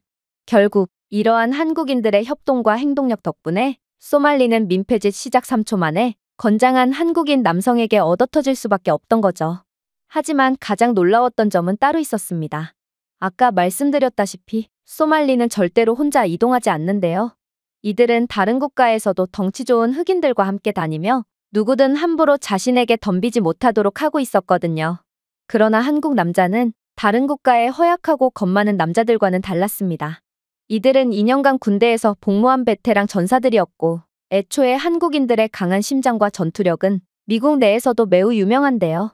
한국인들이 이전에 LA 코리아타운에서 발생한 흑인 폭동을 제압한 일화는 지금까지도 전설처럼 내려오고 있을 뿐더러 한국인들은 상대가 강하든 약하든 자신과 자신의 가족들에게 부당한 대우를 하는 사람들을 보면 죽일 듯이 달려들어 반드시 묵사발을 내주곤 하거든요. 그리고 실제로 이 한국인 남성은 분명 혼자였음에도 소말리와 더불어 일행 2명까지 흠씬 두들겨 패기 시작했습니다. 덩치 좋은 흑인은 의기양양한 표정으로 있다가 결국 한국인 남성의 강력한 펀치에 그대로 고꾸라졌으며 소말리는 한국인 남성에게 태권도 날아차기를 얻어맞고 엎어치기까지 당했을 뿐더러 쓰러진 상태에서도 곤죽이 되도록 두들겨 맞아야 했죠. 물론 이들도 반격을 하긴 했지만 화가 난 한국 남자 앞에서는 전혀 통하지 않았습니다. 결국 이들은 덩치만 믿고 한국 남자에게 반격하다가 마치 3살 아이가 헤비급 프로 복싱 선수에게 덤비는 꼴이 되어 더욱 처참하게 얼굴이 곤죽이 되어야만 했습니다. 그러나 더 놀라웠던 점은 따로 있었어요. 이 한국인 남성은 재차 평화의 소녀상에 그런 짓을 하는 자는 절대로 용서할 수 없다라며 한국의 역사를 존중하지 않는 소말리에 대한 분노를 보였기 때문인데요. 이 남성이 위험을 무릅쓰고 소말리와 일행들에게 참교육을 했던 이유는 그저 개인적인 이유가 아닌 자신의 나라와 역사를 모욕한 것에 대한 대가였을 뿐이었던 것입니다. 부끄러운 말이지만 아무리 자칭 애국자들이 많은 미국이라지만 누군가가 미국을 모욕했다고 해서 자칫 감옥에 들어갈 수도 있고 심지어 오히려 3대1로 린치를 당할 수도 있는 상황에서 기꺼이 행동으로 나서는 사람은 단 한 명도 없을 거라고 생각합니다. 실제로 소말리가 거쳐간 다른 나라들에서는 수많은 사람들이 소말리의 민폐 행동들을 목격하고 있었지만 소말리가 아무리 자신들의 조국을 모욕하고 있어도 결국 아무도 나서지 않았죠. 그러나 한국인들은 그와는 차원이 다른 강한 사람들이었고 저는 프로파일러 이전의 경찰로서도 이러한 사건을 처음 보기 때문에 법적인 부분을 떠나 한국에 대한 존경심을 느낄 수밖에 없었습니다. 그러나 한국인들의 무서운 점은 여기서 끝이 아니었어요. 소말리는 그렇게나 흠씬 두들겨 맞고도 정신을 못 차렸는지 그깟 동상이 뭐길래 한국인들이 발작을 하는 거냐며 위안부는 돈을 벌기 위해 일본에 자발적으로 성을 판 사람들이며 한국은 아직도 일본의 식민지가 아니냐며 모욕을 일삼기 시작했는데요. 또한 그는 자신은 할로윈 데이에 이태원으로 가서 시체 코스프레를 하겠다며 한국의 이태원 참사를 조롱하는 등 도저히 인간이라고 봐줄 수 없는 질 낮은 발언들을 일삼더라고요. 그러면서도 그는 한국인들의 추적 능력에 공포에 질렸는지 자신의 숙소에 틀어박혀서 숙소의 벽만 보여준 채 아무런 단서도 제공하려고 하지 않았죠. 하지만 그렇게 몇 시간 동안 한국에 대한 비난과 차마 입에 담을 수조차 없는 희롱성 발언을 이어나가던 소말리가 숙소에서 나옴과 동시에 그는 그 즉시 놀란 토끼눈이 되어 그 자리에서 굳어버리고 말았습니다. 왜냐하면 그를 기다리고 있던 건 다름 아닌 특수부대 출신의 한국인 유튜버였거든요. 그는 자신의 위치가 발각되었다는 사실이 도무지 믿기지가 않는다는 듯 현실을 부정하려는 모습을 보였는데요. 소말리는 공포에 질린 채 목소리를 덜덜 떨면서도 시간을 벌어 한국 경찰에 연락하기 위해 매우 천천히 말을 끌기 시작했습니다. 그러나 한국인 유튜버는 그에게 그대로 주먹을 꽂아버렸고 소말리는 그대로 바닥에 나뒹굴며 몇 분간이나 정신을 차리지 못했죠. 그리고 이번에도 한국인 네티즌들의 천재적인 전략은 여실히 나타났습니다. 왜냐하면 한국인들은 그의 방송에서 하얀 벽지만 보이는 배경만 보고도 그의 숙소에서 이따금씩 생활소음이 발생한다는 점을 인지했고 그가 공동주택에서 방송 중이라는 것을 알아냈는데요. 또 그의 전날 마지막 라이브 방송 위치를 추적해 현재 그가 있는 대략적인 위치를 추정했습니다. 그러면서 소말리가 방송을 하던 와중 특정 시간에 공사 소리가 들린다는 점을 알아차리고는 계속해서 수사망을 좁히기 시작했는데요. 결정적으로 한국인들은 소말리의 카메라가 잠시 돌아간 틈에 피자 박스를 포착하게 되는데 단 1초 동안만 흐릿하게 나온 피자 박스를 본 한국인 네티즌들은 해당 피자 가게가 전국에 매장이 단 2개밖에 없다는 사실을 간파하고 소말리의 위치를 완전히 특정하게 되었던 것입니다. 이건 정말 미쳤다고밖에 볼 수 없었습니다. 이 분야에서 전문가라고 여겨지는 저조차도 이 정도로 천재적인 수사 방식은 도저히 생각해내지 못할 것 같거든요. 그러나 한국인들은 자신들의 나라를 지키겠다는 일념하에 집단지성의 힘을 발휘했고 결국 이는 천재적인 두뇌와 맞물려 단서가 거의 없었음에도 10분 만에 소말리를 추적할 수 있던 것입니다. 결국 총대를 메고 소말리에게 참교육을 해준 특수부대 출신 유튜버는 그대로 폭행건으로 연행되었지만 저희 부서의 경찰들뿐만 아니라 미국인들 모두는 한국인들의 이러한 전문적이고 희생적인 모습에 박수를 보낼 뿐이었습니다. 정말로 한국은 다른 국가들과는 차원이 다른 국가였고 민폐나 끼치고 다니는 소말리 따위가 감히 더럽힐 수 있는 국가가 아니었던 것이죠. 하지만 악몽은 지금부터 시작이었습니다. 까불다가 한 대 거하게 얻어맞은 소말리는 그대로 함께 경찰에 연행되어 갔는데요. 그런데 자신이 보호받는 줄 알고 싱글벙글하던 소말리는 그대로 피의자 신분으로 조사를 받게 되었죠. 그 이유는 간단했습니다. 소말리는 기물파손 및 공연 음란죄, 그리고 영업방해, 모욕죄 등 갖가지 경범죄들이 열댓 개가 묶여서 꼼짝없이 한국에서 범죄자가 되게 생겼거든요. 일본 등의 다른 나라 사람들은 귀찮아서 구태여 소말리에 대한 민폐짓을 애써 못 본 척하기만 했지만 한국인 네티즌들은 소말리의 이러한 악행들에 대한 증거를 전부 수집해 고발 조치했고 결국 이러한 범죄 건수가 상당수 쌓인 탓에 소말리는 한국에서 경찰 조사를 받게 된 거죠. 그러나 소말리에게 더욱 치명적인 상황은 따로 있었습니다. 그건 바로 미국인들의 여론이 완전히 한국 쪽으로 기울었다는 거였죠. 사실 미국인들은 다른 나라에 대한 관심이 거의 없고 소말리가 어디서 민폐를 끼치고 다니든 그다지 관심을 주지 않았는데요. 그러나 한국인들이 자신들의 나라를 지키기 위해 한마음 한뜻으로 소말리를 응징하고 또 질서를 유지하기 위해 헌신하는 모습을 본 미국인들은 자신들이 그동안 애국이라고 외치고 다녔던 것은 전부 말뿐이었구나 싶어 반성을 하며 한국을 응원하게 된 것이죠. 그래서 미국인들은 소말리가 평화의 소녀상의 성적인 퍼포먼스를 보인 부분에 대해 절대로 참으려고 하지 않고 있고 이렇듯 남이 나라의 역사를 무시하고 미국의 명예를 더럽힌 소말리를 잡아서 총으로 쏴버리겠다며 들고 일어난 것입니다. 심지어 미국인들은 한국인들의 행동력에 영감을 받았는지 소말리가 미국으로 입국한다면 소리 소문 없이 사라지게 만들겠다며 자경단까지 꾸렸는데요. 미국에는 워낙 제정신이 아닌 사람들이 많다는 점을 고려한다면 저는 형사로서 여러 사건 통계들을 참조하더라도 이들의 주장이 그저 허풍만은 아닐 거라는 생각을 하고 있습니다. 이러한 미국의 반응이 조금 오버스럽다고 생각하는 사람들도 있을지 모르겠지만 사실 평화의 소녀상은 미국인들의 신념과 정신과도 상당 부분 관련이 있기에 미국인들 대다수는 마치 한국인이라도 된 것처럼 화를 내고 있는 것입니다. 한국의 위안부들은 일본에 의해 강압적으로 학대당했고 이는 한국의 슬픈 역사와 관련이 있는데요. 미국의 경우에도 이러한 학대받고 차별당한 자들을 추모하는 여러 기념관들이 있고, 이러한 기념관들은 미국 내에서 절대로 침범할 수 없는 신성한 영역으로 여겨지기에 아무리 막장 인생이더라도 감히 이러한 기념비들을 모욕하려고 하지 않죠. 실제로 미국은 엘라베마주의 평화와 정의를 위한 국립기념관을 개관하여 미국 내 인종테러 사건으로 희생된 수천 명의 미국인들을 기리고 있고, 이는 평화의 소녀상과 마찬가지로 역사적 트라우마와 회복력, 그리고 정의를 추구하고 있는데요. 또한 워싱턴 DC에 있는 홀로코스트 기념박물관에서는 홀로코스트 기간 동안 희생된 600만 명의 유대인 희생자들과 수백만 명의 박해받는 집단을 추모하고 있죠.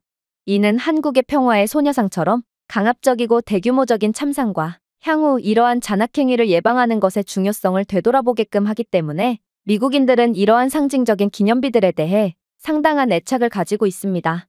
즉, 평화의 소녀상은 분명 미국인들이 깊이 존경하는 가치인 회복력과 정의에 대한 요구를 나타내고 있고, 현재 미국인들이 한국인들의 자발적인 희생과 헌신을 보고 한국을 완전히 존경하게 된 상황에 조니 소말리가 평화의 소녀상을 무시했다는 것은 미국인들 입장에서는 신성한 상징이 더럽혀진 것과 같은 기분을 느끼게 했다는 것입니다. 물론 평소였다면 미국인들은 이러한 자신들의 상징과 정신이 침해당했다는 이유만으로 총기까지 들지는 않았을 것입니다. 그러나 미국인들은 한국인들의 집단적 행동을 보고 그동안 불의에 침묵하던 자신들의 비겁함에 대한 분노와 한국인들의 진정한 애국심을 보고 깨달음을 얻은 상황이고, 이제 한국인들처럼 직접 행동으로 나설 준비를 마쳤는데요. 결국 소말리는 미국인들에게까지 버림받으며 그야말로 사면초가의 상황에 놓여 있다고 볼 수 있죠. 그러나 애초에 소말리가 미국으로 돌아갈 수 있을지는 모르겠습니다. 왜냐하면 현재 소말리는 딥페이크 혐의로 추가적인 고소를 당한 상태며, 한국은 성관념 범죄에 관해서는 선진국 중에서도 가장 심한 극형에 처할 정도로 성에 대해 매우 민감한 국가라는 것을 고려해 본다면 소말리는 그대로 구속되어 한국의 감옥에 갈 확률이 높기 때문입니다.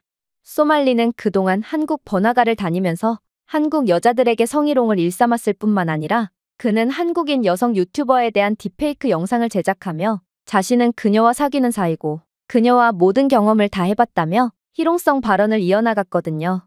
결국 이러한 소말리의 거짓말 때문에 심각한 피해를 입은 한국 여성 유튜버는 다른 한국인 네티즌들의 도움을 받아 소말리에 대한 형사고소를 진행했고, 소말리는 그대로 출국 정지 조치를 받은 채 꼼짝없이 한국에 갇히게 되었습니다.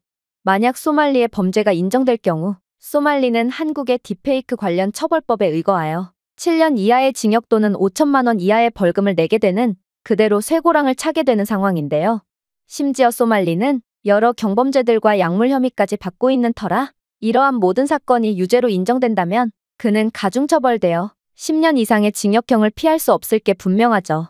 즉, 소말리는 감히 한국을 건든 대가를 톡톡히 치르게 되었다는 것입니다.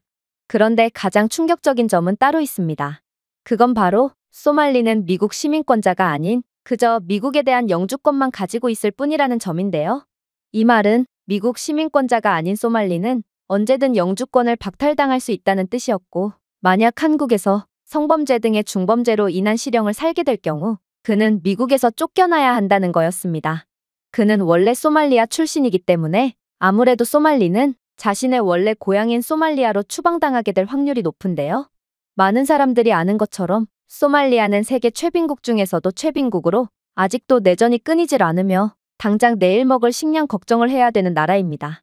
결국 소말리는 주제도 모르고 한국을 건들다가 한국에서 그대로 추방당한 뒤 돌아온 미국에서 분노한 미국인들에 의해 최후를 맞이하던지, 혹은 한국에서 실형을 살게 된 뒤 미국 영주권마저 박탈당한 후 자신의 고향인 소말리아로 다시 돌아가서 극한의 위태로운 삶을 살게 될 일만 남았다는 것이죠. 소말리 입장에서 더욱 최악인 점은 만약 한국에서 성범죄 및 약물 관련으로 실형을 살게 될 경우 그는 더 이상 다른 국가로 이동할 수가 없게 된다는 것인데요. 대부분의 국가들에서 성범죄와 약물 관련 범죄는 매우 죄질이 안 좋은 것으로 여겨지고 있고, 이러한 범죄 이력이 있는 외국인들은 아예 입국조차 거부당하고 있거든요. 즉, 소말리가 만약 소말리아로 추방당하게 된다면 그는 평생을 소말리아에서 살아야 한다는 뜻이죠. 사실 저는 미국 형사로서 겁도 없이 한국인들을 건든 사람들의 어김없는 최후를 어느 정도 알고 있는데요. 안타까운 일이지만 미국에는 아직도 인종차별이 행해지고 있고, 이는 동양인인 한국인들도 종종 이러한 인종차별의 피해자가 된다는 뜻입니다. 그러나 일본인이나 중국인 같은 다른 동양인들과는 달리 한국인들은 이러한 부당한 상황에 절대로 가만히 있지 않습니다. 한국인들은 이러한 위기의 순간 더욱 강력한 기세를 보여주며 동양인들은 당해도 가만히 있겠지라는 마음가짐을 갖고 있던 멍청한 인종차별자 놈들에게 지옥을 선사해 주거든요.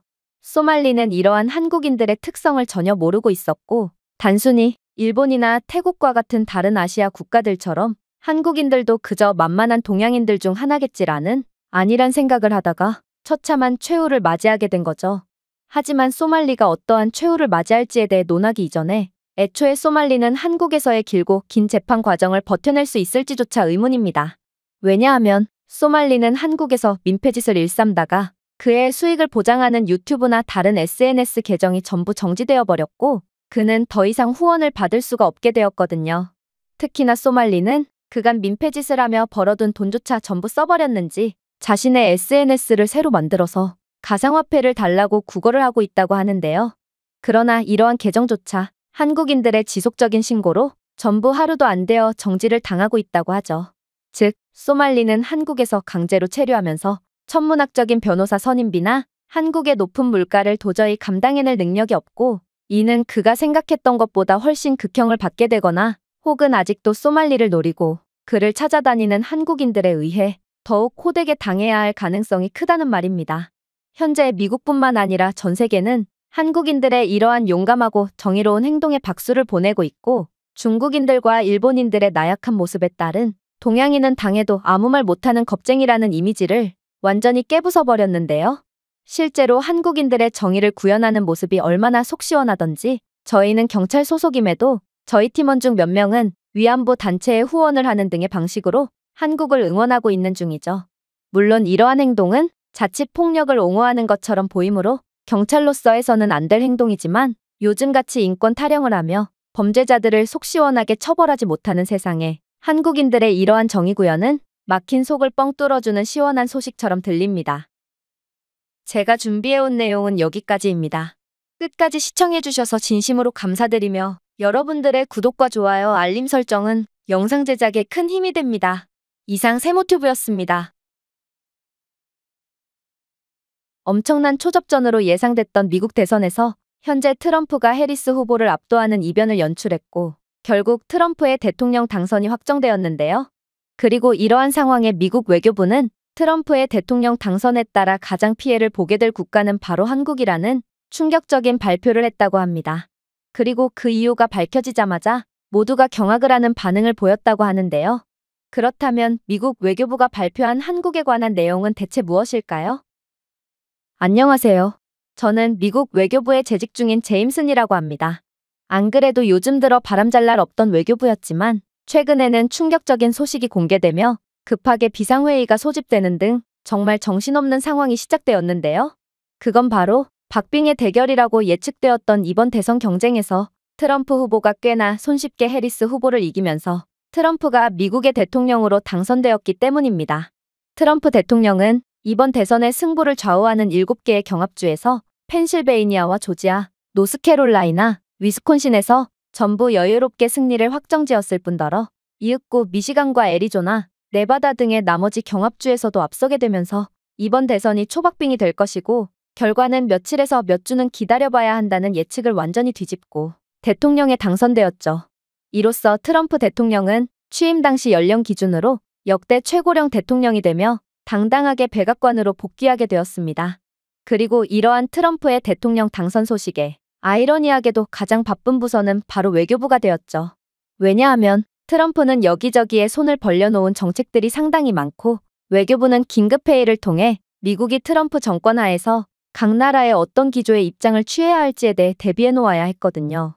그리고 그렇게 외교부 관계자들이 한데 모인 회의실에서 이번 대선 결과에 대해 가장 큰 영향을 받을 국가는 다름 아닌 한국과 중국일 가능성이 높다는 예상 밖의 놀라운 주장이 제기되었고, 이는 많은 공감을 불러일으키며 큰 화제가 되었습니다. 트럼프의 당선으로 인해 중국의 지옥이 열리게 되리라는 것에 대해서는 아마 많은 사람들이 공감할 것입니다. 트럼프는 중국에 대해 엄청난 관세를 부과하겠다고 선언했을 뿐더러 중국에 대한 제재 조치도 전과는 비교도 할 수 없을 만큼 강화하겠다고 재차 발언했거든요. 그러나 트럼프의 대통령 당선으로 인해 한국이 큰 악영향을 받는다니 이건 얼핏 보면 꽤나 의아하게 느껴질 수도 있는 부분입니다. 한국은 미국의 최우방국이거든요. 그런데 외교부 고위 관계자는 이내 한국에 대한 충격적인 주장을 해오기 시작했죠. 이번 대선 결과로 인해 한국은 중국과 같은 수준으로, 아니, 오히려 중국보다도 훨씬 더 엄청난 영향을 받게 될 것입니다. 그리고 그 이유는 트럼프의 그간의 입장들과 발언들을 고려해 본다면 너무나도 손쉽게 추론할 수 있죠. 일단 트럼프가 당선됨으로써 한국의 이익으로 작용하는 부분부터 살펴보겠습니다. 바로 적어도 한국의 기술력만큼은 지금보다도 훨씬 더 발전될 가능성이 높다는 것입니다. 그러나 이게 한국 입장에서 정말로 도움이 되는 일인지는 잘 모르겠군요. 왜냐하면 트럼프는 미국 우선주의를 표방하며 한국 기업이 미국에 공장을 짓도록 강제할 거거든요. 그렇게 된다면 한국 기업 입장에서는 추가적인 관세 위험을 줄일 뿐더러 트럼프는 한국이 미국의 정책에 적극적으로 협조한다는 가정하에 한미 무역을 확대하겠다는 발언을 여러 차례 해왔으므로 더욱 글로벌 기업으로 발전할 가능성이 높다고 할 수 있습니다. 하지만 한국 기업들은 분명 기술력은 올라가겠지만 아무튼 공장은 미국에 있으므로 한국 현지에서의 일자리 창출은 오히려 감소하고 말 것입니다. 그리고 한국 기업들이 성장할수록 오히려 미국이 이득을 보는 특이한 상황이 연출되겠죠. 안타깝게도 이외에는 최우방국이었던 한국이 오히려 트럼프의 미국 우선주의 정책의 가장 큰 희생양이 될 가능성이 높습니다.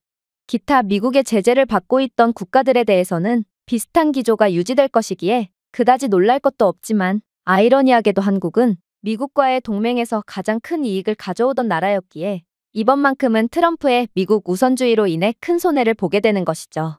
그 대표적인 예가 바로 방위비 분담금입니다. 트럼프는 자신이 대통령이 되기 전에도 부자 나라 한국에 대한 방위비 분담금을 대폭 올릴 것임을 수차례씩이나 예고했거든요. 또한 트럼프는 미국의 무역 적자를 줄이기 위해서라면 어떤 정책이든 펼칠 것이고, 이는 한국 수출품에 대한 관세가 올라간다거나 혹은 한국에 대한 수출 제한으로 이어질 수도 있다는 뜻이 됩니다. 그렇게 된다면 한국은 미국이라는 거대한 시장을 잃은 셈이 되고 이에 따른 피해는 가히 괴멸적이라고 할 수 있겠죠. 이러한 미국의 정책 기조 변경은 한국 입장에서는 꽤나 버티기 버거울 수 있겠지만 역시나 한국은 트럼프의 임기가 끝날 동안 조용히 기다리는 것 외엔 할 수 있는 게 없을 것입니다. 그의 주장에 모두가 침묵을 지킨 채 서로의 눈치를 보기만 했습니다.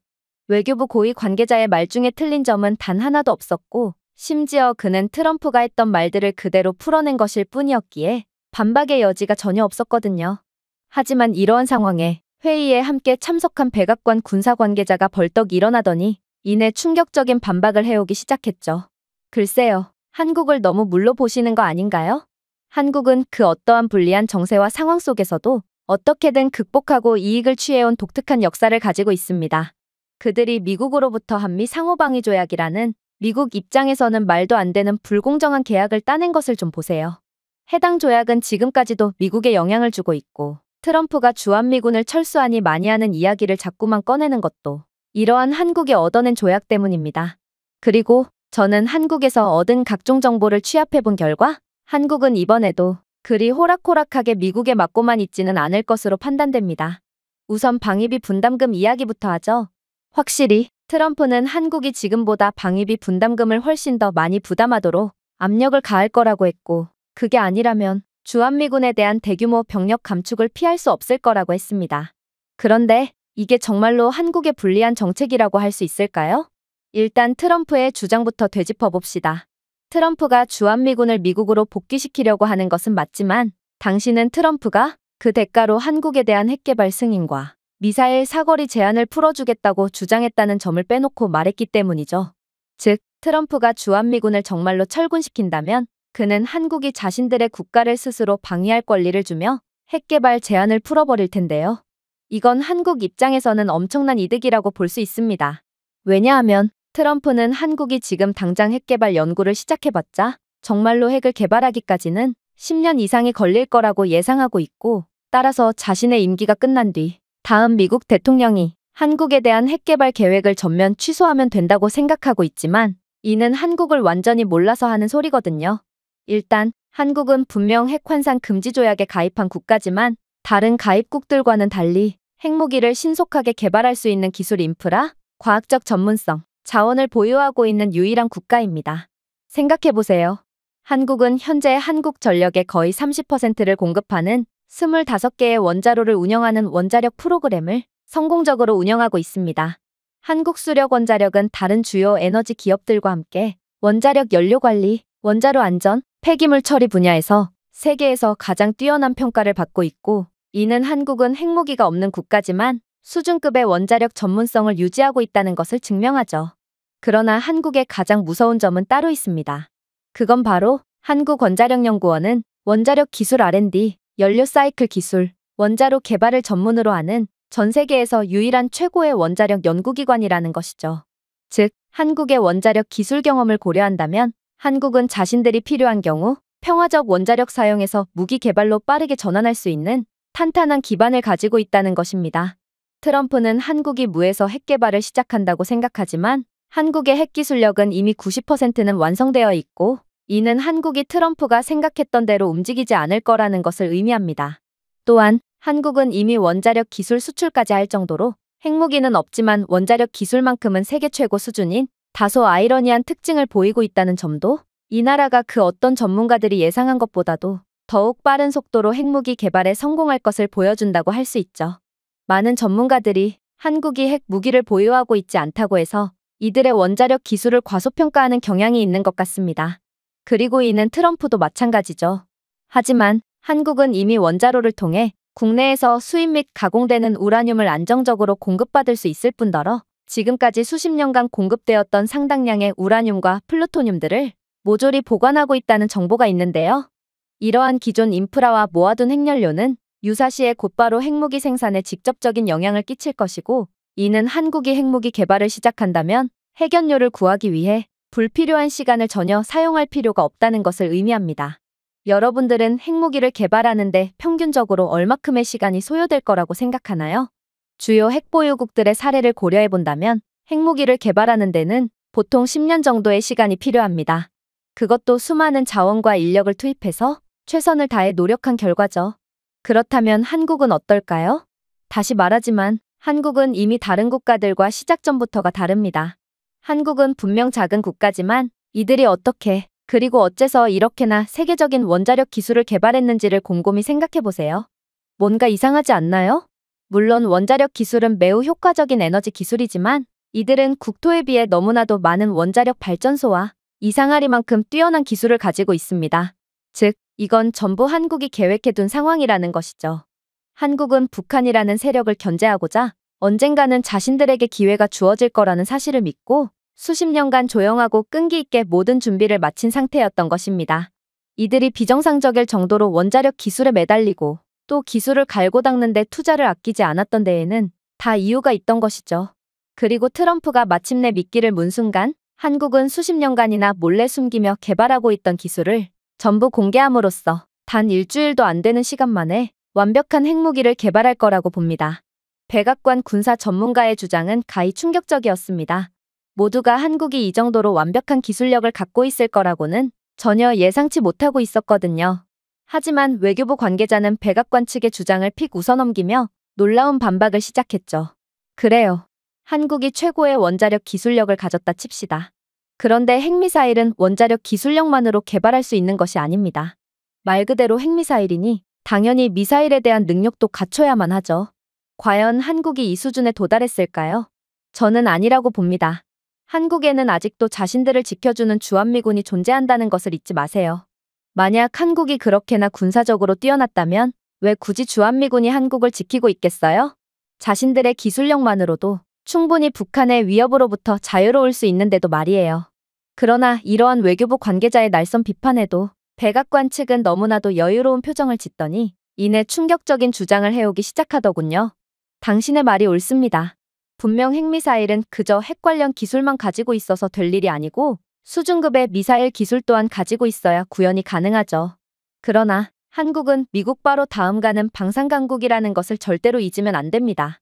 이건 군사 전문가인 제가 확실히 보증합니다.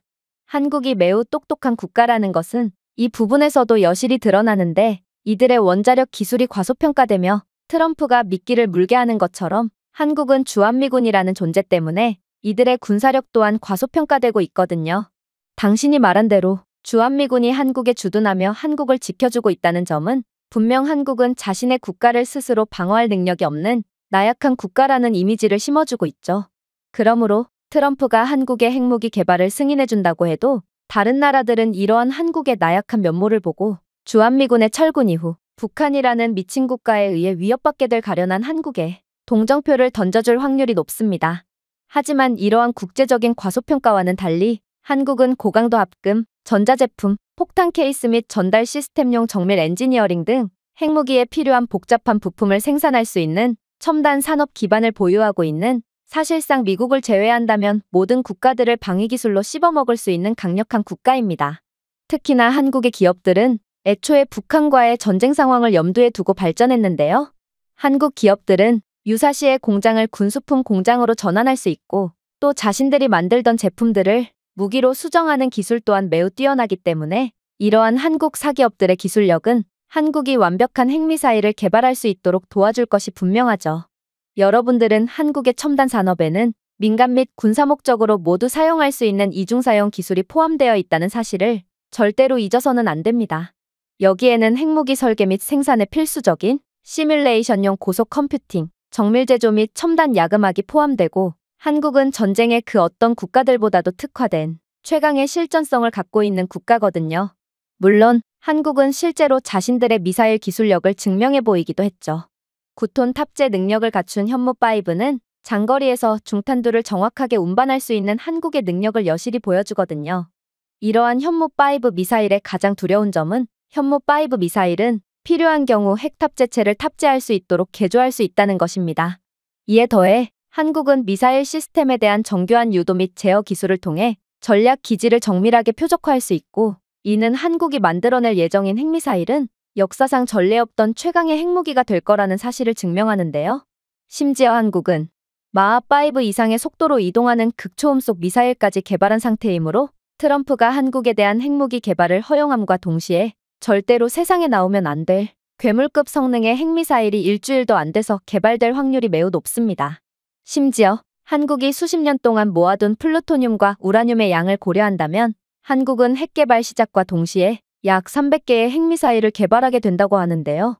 이는 미끼를 문 트럼프가 완전히 물을 먹으며 이제 한국은 주한미군 따위에 연연하지 않는 영내 최강의 영향력을 자랑하는 국가로 발돋움하게 될 거라는 것을 의미하죠.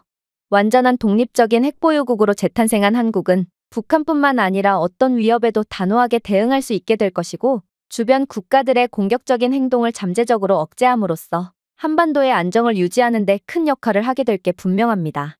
즉, 트럼프의 당선으로 인해 한국이 침몰할 거라는 여론이야말로 한국이 정말로 바라왔던 반응이고, 한국은 자신들이 수십 년간 던져놓았던 미끼를 문 트럼프를 이용해서 미국을 넘볼 세계 최강대국으로 발전하게 된다는 것이죠. 백악관 전문가의 주장에 모두가 경악을 하며 머리를 감싸쥐었습니다. 그러한 견해는 정말 예상치도 못했으며 그의 논리에는 빈틈이 전혀 없었기에 반박을 하려야 도저히 할 수가 없었거든요. 그러나 백악관 측은 전문가라는 것들이 이렇게나 한국에 대해서 모르고 있으면 되겠냐는 듯 고개를 가로저으며 충격적인 말을 이어나가더군요. 미국의 미국 우선주의 정책의 영향으로 한국의 경제가 완전히 쇠퇴할 거라는 것도 정말 말도 안 되는 주장입니다. 외교부는 이론쟁이들이라 모든 상황이 이론대로만 맞아떨어질 거라고 생각하겠지만 세상은 그저 이론으로만 돌아가지 않거든요. 그리고 애초에 한국이라는 나라가 이 정도로 선진국이 되었다는 것 자체가 한국은 특히나 이론을 부정하는 특이한 국가라는 것을 증명한다고 볼 수 있습니다. 한국은 자원 한 방울 안 나오는 국가지만 한국전쟁 이후 기적적인 경제발전을 거듭한 뒤 현재 세계 최고의 선진국으로 발돋움했거든요. 그리고 저는 확실히 말하건대 트럼프가 한국 기업들로 하여금 미국의 공장을 짓도록 강제하는 건 어느 정도 한계가 있을 것이고, 적어도 한국 상품에만큼은 절대로 추가적인 관세를 부과하거나 불이익을 가할 수도 없을 것입니다. 몇 년 전이었다면 모르겠지만 한국은 더 이상 그러한 불합리한 제한이 통하는 국가가 아니며 한국 제품을 수입하지 못한다면 오히려 미국이 손해를 보는 상황이기에 트럼프는 절대로 경거망동을 할 수가 없거든요. 현재의 한국의 국제적 위상을 생각해보세요. 한국은 세계 최고의 기술 강국이므로 굳이 미국이 아니더라도 한국의 최첨단 제품들을 구매하려는 국가들은 줄을 서 있는 상태입니다. 그리고 미국은 한국의 최우방국이라는 이유만으로 한국 부품을 원활히 공급받을 수 있었죠. 하지만 만약 미국이 그런 한국에 관세를 부과하거나 무역 제한을 시행하는 등의 뒤통수를 친다면 한국 또한 자신들의 최첨단 기술력을 전부 중국 같은 기존의 제재 국가들로 수출하며 막대한 이익을 챙겨버릴 것입니다. 한국은 매우 의리 있고 신뢰할 수 있는 국가로 이들은 그동안은 미국과의 우정을 생각해서라도 미국의 장단에 맞춰줬지만 사실 한국은 한번 배신을 한 나라에는 국물도 없는 무서운 국가거든요. 그리고 사실상 한국 입장에서는 세계 패권을 미국이 유지하든 중국으로 넘어가든 그저 자신들만 이익을 보면 되는 상황이고 이게 바로 영원한 적도 우방도 없는 국제정세라는 것입니다. 즉, 한국은 곧바로 미국이 제재를 하던 국가들에 자신들의 제품을 수출함으로써 순식간에 막대한 이익을 챙겨버릴 게 분명합니다. 그리고 이러한 한국의 결정은 오히려 무역 관계를 다각화함에 따라 미국 시장에 대한 의존도가 줄어들어 한국 경제가 더욱 탄력을 받을 수도 있겠죠. 자, 한국은 전 세계 메모리 칩 시장을 장악하고 있으며 디램 및 낸드 플래시 칩 시장 점유율의 거의 70%를 차지하고 있는 국가입니다. 이러한 메모리 칩은 스마트폰부터 데이터 센터에 이르기까지 다양한 장치에 필수적이며 요즘 세상의 국가의 경쟁력을 간접적으로 보여준다는 AI, 클라우드 컴퓨팅 및 5G 인프라의 기능에도 매우 중요하죠. 즉, 지금과 같은 AI 시대에 전 세계 어떤 국가도 한국의 반도체 없이는 아무런 기술적인 진보를 이룰 수 없으며 이건 전 세계 모든 국가들이 한국에 줄을 서며 한국산 반도체를 수입하려고 하는 이유라는 것입니다. 심지어 한국의 반도체 분야에서의 지위는 매우 전도유망하기까지 하죠.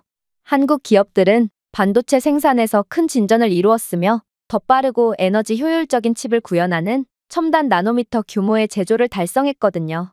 삼성은 3나노미터 반도체 기술의 핵심 업체로 이미 미국의 인텔을 압도한 상태입니다. 그런데 만약 미국이 이러한 한국의 칩 수출에 불이익을 준다고 생각해보세요. 미국은 자국 기술 및 방위 산업의 핵심 부품에 대한 접근성을 잃게 될 뿐만 아니라 고성능 반도체에 의존하는 산업의 장애가 될 수 있습니다.